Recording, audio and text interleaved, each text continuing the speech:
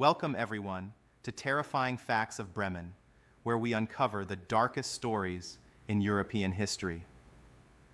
Today, we're diving into the life of a woman so cold and calculating that people still show disgust at her burial site. Exactly. We're talking about Gesche Gottfried, or Jet Gottfried, as she's known here in Brazil, one of Germany's most notorious criminals. She was called the Bride of the Demons, and she remains deeply despised in the city of Bremen. So many crimes, so many innocent victims. I don't even know where to begin. Let's start at the beginning. She was born Gesche Margareta Timm in 1785, along with her twin brother. Her family was humble, her father a tailor, her mother a seamstress, and they lived in financial hardship. But here comes a crucial detail from her childhood. Gesche suffered deeply because her parents showed far more affection for her twin brother, Johann Jr., throughout their upbringing. It's fascinating how early rejection can shape a person. She grew up to be a beautiful woman, blonde, with silky hair and striking blue eyes, and she attracted a lot of attention. Her father quickly arranged a marriage for her. Yes, she married Johann Aradiometer Burke. Johann had a lot of money, which elevated her family's social and financial status, and Gesche began living a life of luxury. But the relationship was terrible. Johann spent everything on prostitutes and alcohol, came home drunk, and often assaulted Gesche. And that's when she came up with a way to get rid of him, right? Her solution was to kill him. Exactly. Her mother used arsenic to kill rats around the house. Gesche decided to experiment, using her husband as the test subject, by slowly mixing arsenic into his beer.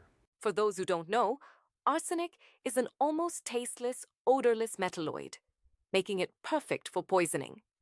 It causes significant acute and chronic toxicity, and it was widely used in fictional literature.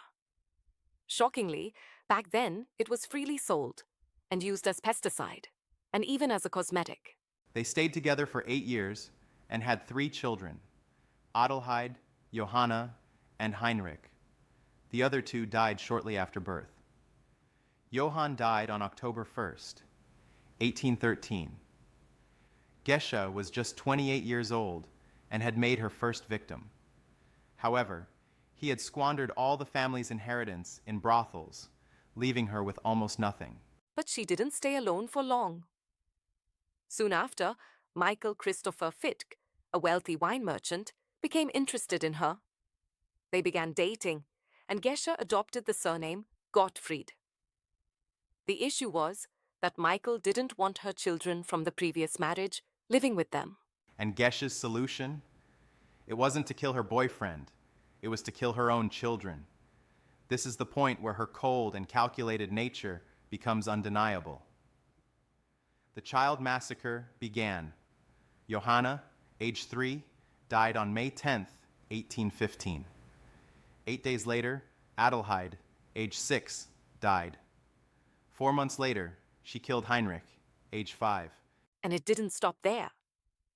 She took the opportunity to kill her own parents as well, since they disapproved of her relationship with Michael. In just 4 months, she murdered her 3 children and her parents, becoming a serial killer. The unbelievable part is that no one in the city suspected poisoning. People saw her as a poor woman who had lost her entire family to mysterious illnesses.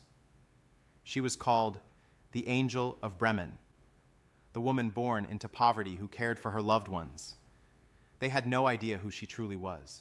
Her next target was her own twin brother. Johann Jr. returned to Bremen in 1816, alcoholic and asking too many questions about their parents' deaths. Questions that irritated Gesche.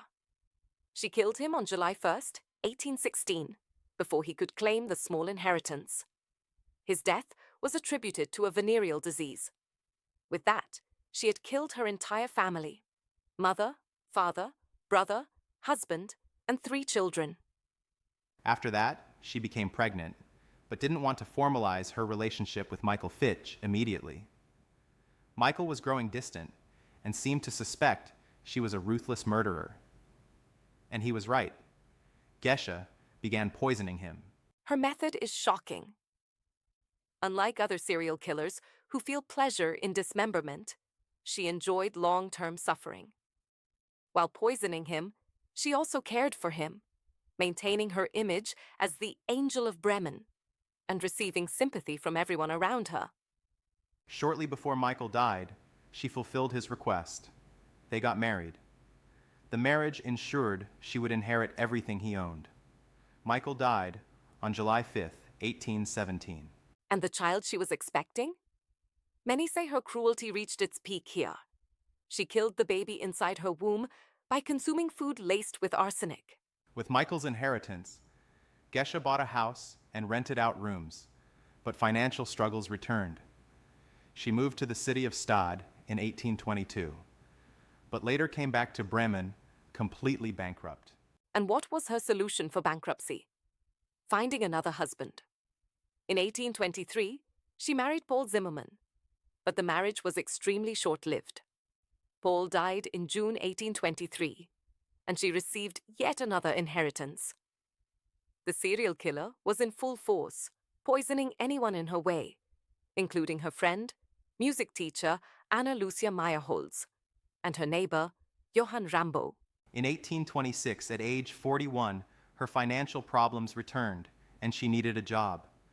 She worked as a housekeeper for Harry Young, who even affectionately called her Auntie. Shortly after, Harry's wife died.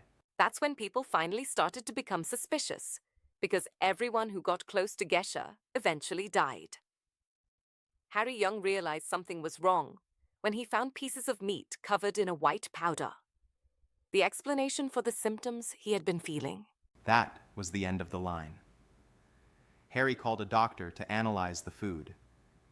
Gesche's serial killing career had come to an end. Authorities were notified, and she was arrested on March 16, 1828, at 43 years old. During interrogations, Gesche confessed to poisoning 30 people, of whom 16 died. She was sentenced to death by decapitation. Her execution gathered around 35,000 spectators. After she was beheaded, her head was placed in alcohol and exhibited in a museum, and her skeleton was stored at the Pathology Institute of a municipal hospital. Unfortunately, a World War II fire destroyed the skeleton, and her head disappeared in 1913. The hatred toward this woman is so deep that the place where she was executed is now called Spuckstein, or Spit Stone. Locals traditionally spit on the stone to show their contempt. After her crimes were exposed, the Angel of Bremen was renamed the Devil's Bride, or the Demonic Angel of Bremen. A truly horrifying story. That was the terrifying story of Bremen's serial killer. See you in the next episode. A tight and strong hug to all of you.